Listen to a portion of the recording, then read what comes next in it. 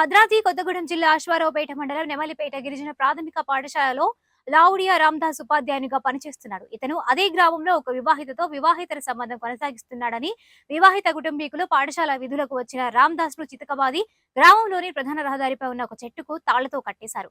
ఉపాధ్యాయునితో పాటు వివాహేతర సంబంధాన్ని పెట్టుకున్నామంటూ ఆ మహిళను కూడా కుటుంబీకులు గ్రామస్తులు చితకబాదారు.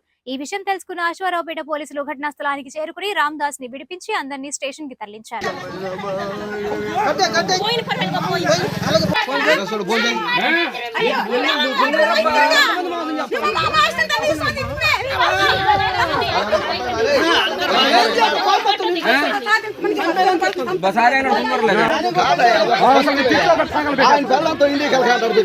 అది లంచ, అది బోకర్ లంచ. ఇది గురువు కదా, గురువు కదా, టీచర్ కదా, ఇది పెట్టుకుంటారా?